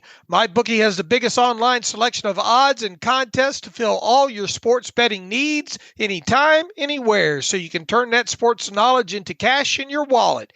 Bet on the NFL, college bowl games, or play for a share of the big cash prizes in the weekly blackjack tournaments. If you've been waiting for the right time to get in on the action, that time is right now. Make your winning move today. Sign up right now at MyBookie and use our promo code TERRIBLE, that's promo code TERRIBLE, and claim your deposit match, redeemable up to $1,000. Again, that's promo code TERRIBLE to claim your bonus. Experience the thrill of sports betting right from the comfort of your own home. Bet anything, anytime, anywhere with MyBookie, and you can get to them by going to mybookie.ag. All right, Alex, you ready to get our Week 17 picks in? Yep, let's do it. All right, we got the Cleveland Browns hosting the New York Jets to kick the week off. The Browns and the Joe Flacco at quarterback, laying 7.5 points at home against the Browns. Win and they're in. The Browns win and they get in, and they cover the spread. I think that's as well, too. I think they're probably going to blow the Jets out in this one. It's hard to think otherwise there. All right, next up, Dallas Cowboys at home hosting the Detroit Lions. This should be a pretty good game. The Cowboys laying 6 at home. Home sweet home. We talked about the Cowboys struggling on the road, kept things close against Miami last weekend, but at home, even though the Lions are playing great, and I think Dan Campbell's got this team clearly on the right track, I'll take the Cowboys. You know what? I think the Cowboys win this, but I think the Lions keep it close. I'll take the 6 points on the road against the Cowboys there. The Chicago Bears at home against the Atlanta Falcons. The Bears are the favorites here, laying 3 points at home against the Falcons. This one's tough. Bears playing better. Falcons hanging in there in that NFC South. Quarterback changes again. I'll lean Atlanta. Don't feel confident, but I'll take the Falcons. I'll take the Bears. I'll lay those 3 points at home. Maybe the weather plays a little part in this one as well, too. So I'll lay the 3. Buffalo Bills at home against the New England Patriots. The Bills laying 13 points in this one at home against the Bill Belichick Patriots. Patriots are playing better. It's about playing the Steelers. Got them a little bit on the right side of things. Defensively, they keep the score down overall. Buffalo wins. Patriots cover. I'll say this is a 2-touchdown game. Bettors will be sweating this one at the last moment. I'll take the Bills and lay the 13 at home. How about the Baltimore Ravens? This should be a good one at home against the Miami Dolphins. The Ravens laying 3.5 points in this one. Yeah, I'm taking the Ravens. I'm just all in. Most well-rounded team in the AFC and potentially the NFL. Yeah, that Lamar Jackson looked good the other night against the 49ers there. That's for sure. He really has to be accounted for. Makes it tough on opposing defenses. I'm with you. I'll take the Ravens, lay the 3.5 points at home. The Colts are hosting the Las Vegas Raiders, who upset the Kansas City Chiefs. But the Colts are at home. Obviously, the Steelers fans will be watching this one. Colts laying 3.5 against the Raiders. Yeah, I still can't believe the Raiders won that game. O'Connell didn't complete a pass after the first quarter. I just don't know how you can sustain such a thing, so I'll take the Colts. Yeah, sadly, I'm going to have to take the Colts to lay the 3.5 points in this one as well, too. Another game the Steelers fans will be paying attention to, the Houston Texans at home against the Tennessee Titans. They're laying 5 at home against the Titans. C.J. Stroud should be back. That is a winning formula for the Texans. They get the victory and by, let's say, touchdown. I think the Titans can keep this close here. I will take the Texans to win, but the Titans plus the 5 points. Jacksonville Jaguars at home against the Carolina Panthers. Going to be interesting to see what happens with Trevor Lawrence here. 6.5 Jaguars favored at home against the Panthers. A battle of the cats. Yeah, talk about Steelers watch on this one. We're paying attention to the Jaguars quarterback situation as much as we are Pittsburgh's right now. Carolina, a little bit of improvement. They benefited from facing Joe Barry's defense last week. Still, despite the Jaguars' free fall, Carolina get right game. We'll take the Jags. I'll take the Panthers to cover that 6.5 points on the road here. The Philadelphia Eagles at home against the Arizona Cardinals. As you would probably expect, the Eagles favored by 10.5 in this one. Yeah, no brainer. I'll take the Eagles. Yeah, that's hard not to do. I'll take the Eagles lay to 10.5 at home. New York Football Giants at home. They are plus 5.5. The Rams are favored on the road by 5.5 against the Giants. No Tommy Cutlets. It's Tyrod Taylor getting the start. I'll take the Rams. Feels like the Rams can win this by 6 or 7, doesn't it? I'll take the Rams with you and cover to lay that 5.5 points and cover it there. San Francisco 49ers on the road against the Commanders. 49ers road favorites by 13 points, coming off of a smarting against the Ravens. Jacoby Brissett starting, maybe a little bit of a spark there. 49ers win. The Commanders cover. Just barely, but they cover. I'll take, a lot of big numbers this week. I'll take the 49ers to cover that on the road. Next up, New Orleans Saints on the road against the Buccaneers. Baker Mayfield been playing some good ball. Even so, the Buccaneers are only 2.5-point favorites at home against the Saints in this one. Yeah, got to take the Bucs in this one. Baker having a great year, going to probably return next season. Solid receivers, decent defense. Give me Tampa Bay. I'll take Tampa later, 2.5 points as well, too. Kansas City Chiefs looking to get back right. At home against the Cincinnati Bengals. The Chiefs are 7-point home favorites against the Bengals here. It's a big line for a Chiefs team that's been frustrating this year, to say the least. I think, though, that Raiders loss a real wake-up call. They're going to figure things out. They're going to get things right. I like Cincinnati, too, but I'll take the Chiefs in this one. Yeah, I think so too. But I've been calling for the Chiefs to get right every week. It seems like, especially on the offensive side of football, their defense is pretty good. I think they can hold up here. But I'll do it again. I'll take the Chiefs lay to 7 points. How about the Denver Broncos? The Russell Wilson lists. At this point, Denver Broncos at home laying 3.5 points against the Chargers. Oh, God, which one do you want to take in this one? I had to pause for a second. That's a contract situation you can sink your teeth into, Dave, I'm sure. I'll take Denver. I'll take the Chargers plus the 3.5. I think they could possibly even win this as well, too. A lot of turmoil kind of this week with Denver. Vikings at home against the Green Bay Packers. And who is it? Jair Alexander got put on the conduct detrimental to the team, and he's not going to play in this one. Vikings at home favored by 2 points against the Packers. Some coin flip drama. Didn't have that one on the bingo card. Despite the loss of Alexander, a top flight corner, Jordan Love, they're gonna figure things out, turn things around, covering Justin Jefferson. Tough to do without Alexander, but I'll still take the Packers. Ooh, this is tough. I'll take the Packers to win this outright. So give me the 2 points there. That brings us all the way back to the Pittsburgh Steelers on Sunday afternoon, visiting Seattle. They have not won there since well before you were born, right? What did I say? 89? Okay, 4 years before me. I'm getting up there in age, Dave. Yeah. I don't have my youthful exuberance anymore. And what did I say, that they're 0-5 in their last 5 games in Seattle? The Seahawks at home laying 3.5 against the Steelers. What's going to happen here? What's going to happen is I'm having an existential crisis. I don't know what to make of anything anymore. Up is down, down is up. How do you pick this game? Really, how do you? I don't have a feel for it right now, to be honest with you. As we were kind of talking about our picks and making the other selections, I had written down Seattle 21, Pittsburgh 20. And thinking about it some more, maybe play some good run defense, get to Geno a couple times, Mason being effective against kind of that still maybe cover 3-ish type defense. I flipped the script mid conversation. I got Pittsburgh winning this one 21-20. All right, I've got a similar score here. My hope is the Steelers will actually be able to run the football on the Seahawks. The Seahawks have been good the last couple of weeks when it comes to explosive plays. I'm sure you guys talked about all that earlier in the show here today. But I think the Steelers might, especially if Devin Bush has to play quite a bit in this game. It'd be interesting to see how the injury report shakes out on this one. I think the Steelers do get a couple of passing explosive plays in this one, and I can see T.J. Watt having a pretty nice game in this one, and maybe getting to Geno Smith a couple times, maybe getting that football loose here.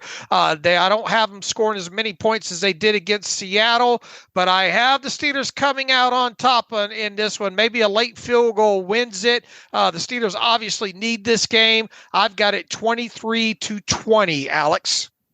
All right. So there you go. A win on both sides. We'll see what happens and come back and talk about it on Monday. And welcome back to the Terrible Podcast. And again, kind of a funky show today, splicing things together. But we did technically hear from Dave, and both got the Browns game correct. The Browns are in the playoffs. They're going to finish over Pittsburgh for the first time since 1989 in the division. That is it's a crazy world we're living in, guys, where Joe Flacco looks pretty impressive. He's been a stud. Yeah, I mean, I know Mar Hamlin's probably going to be the pick, but I would go with Joe Flacco for comeback player of the year. He's playing. You can make a case he's playing some of the best football of his career. Maybe that 2013 run, he was obviously very talented down the stretch, but his stretch 300-yard games, like looked like a really brand new, different quarterback. I mean, as frustrating as this has been Cleveland, it's kind of been fun to watch. 38-year-old Flacco balling out there. Ooh, it says how a little sacrilegious, Joe, saying it's fun to watch Flacco in a Browns uniform. But you're right. I mean, you have to respect what Cleveland's done this year, what Flacco's done this year, all the injuries.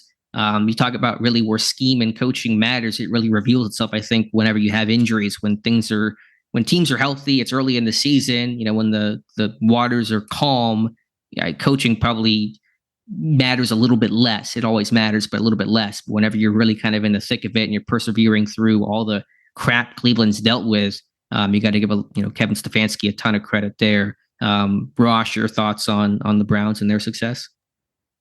Yeah, I think last night there was that one play where Flacco took a huge shot to the face and then he rolled out and tossed the ball on the move and created a big play kind of late in the play. Very impressive. The Ford touchdown, is that the one you're referring to? Or something else? Yes, I believe that was.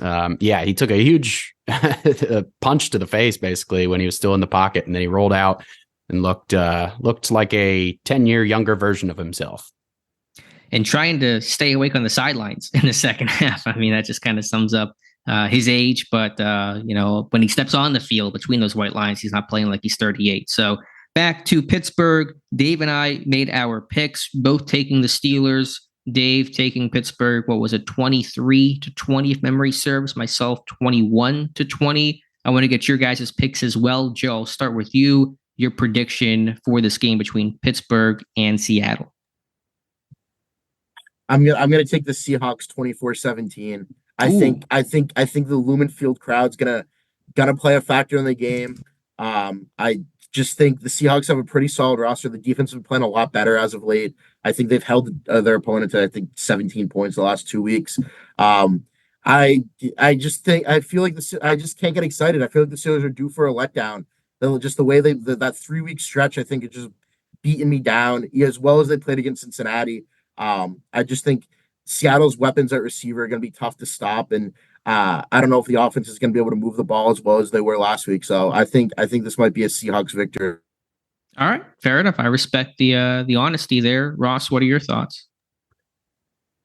Yeah, I agree. It's going to be tough to slow down the Seahawks with all the weapons they have. Even if Metcalf's not playing, they have plenty of weapons. It's going to be tough. I mean, last week the Steelers defense, they had some of these new pieces and they performed well in their roles. But one game is just one game. I think maybe this week some of that catches up to them a bit. So maybe it is a little higher scoring than little bit higher scoring than last week. So I have the Steelers winning 24-21 in this game. I do think that Mike Tomlin,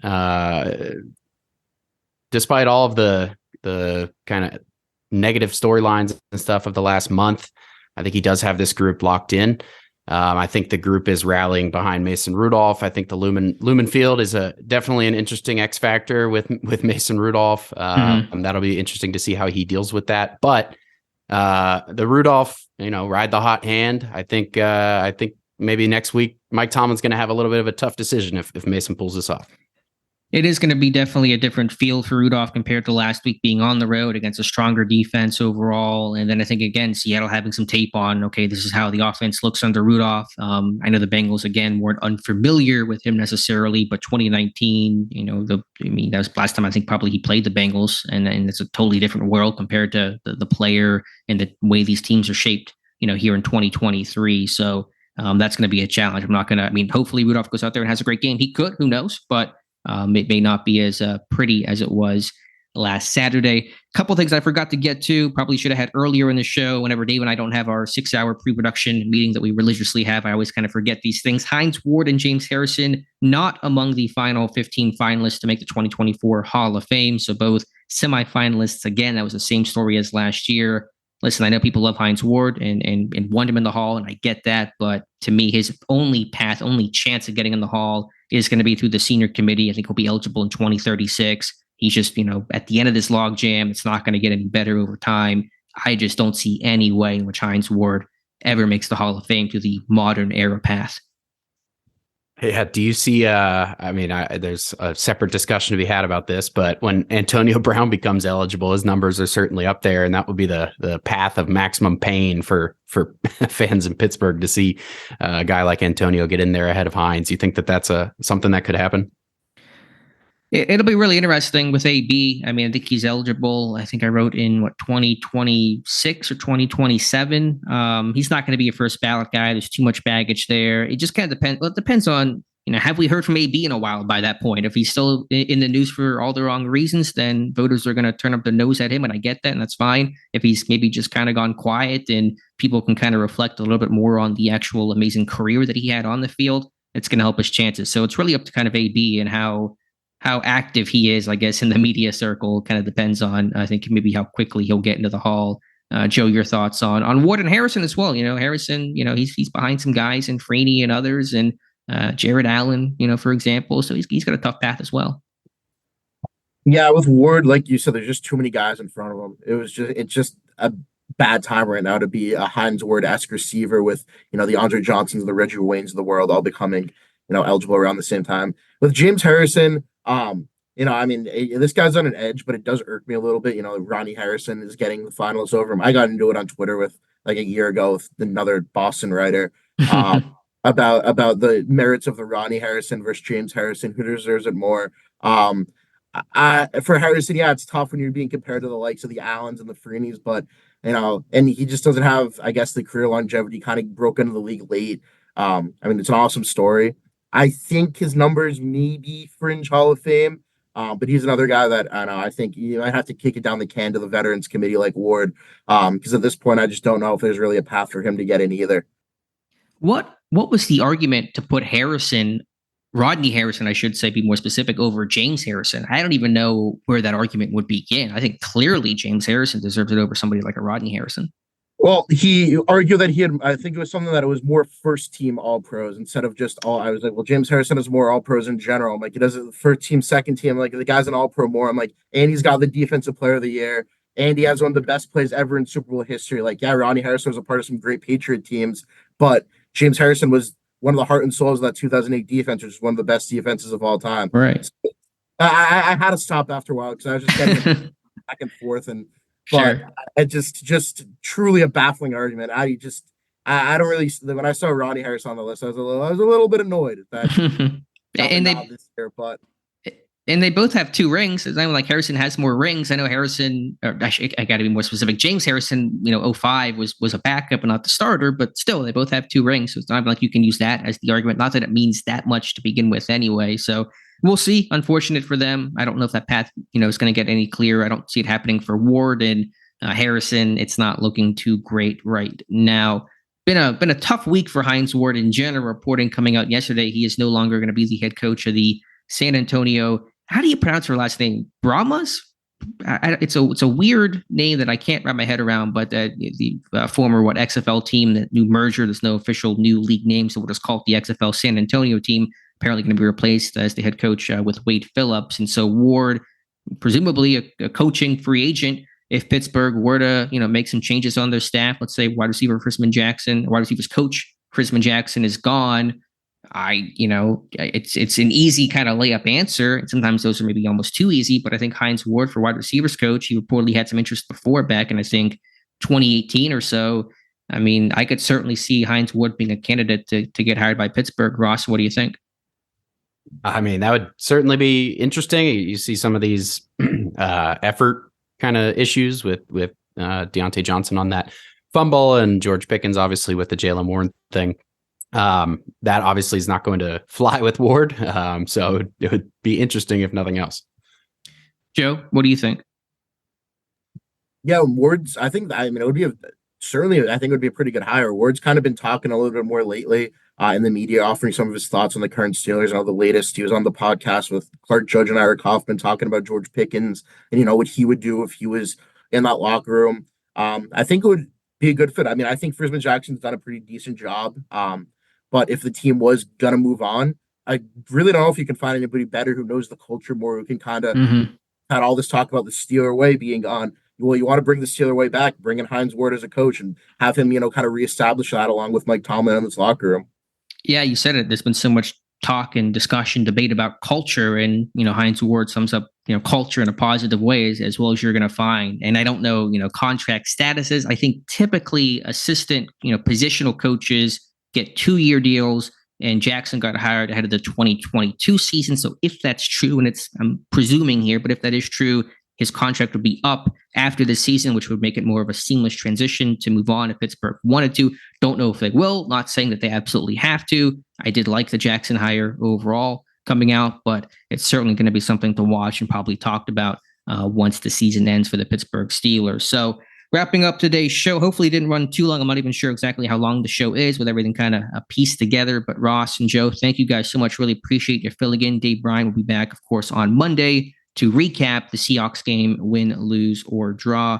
Ross and Joe, thank you again. Really appreciate you guys being on. Yeah, thank you. It was a lot of fun. Yeah, thanks. All right, now is the time for the outro, which I am just always so bad at. You guys have heard me before on these outros. The thing I'm dreading the most is trying to actually outro this thing properly. I actually have a list here to try to make sure I get everything I'm supposed to say. Otherwise, Dave will make fun of me for it, and rightfully so. So you can follow Ross McCorkle on Twitter at Ross_McCorkle. You can follow Joe Clark on Twitter at JClark1233. Be sure to follow Dave on Twitter at Steelers Depot. Follow myself on Twitter at Alex_Kozora. You can email the show at theterriblepodcast@gmail.com. If you'd like to donate, hit the donate button up on the page. Same with the ad-free version of the site. We certainly encourage that. And until Monday, as always, thank you for listening to the Terrible Podcast.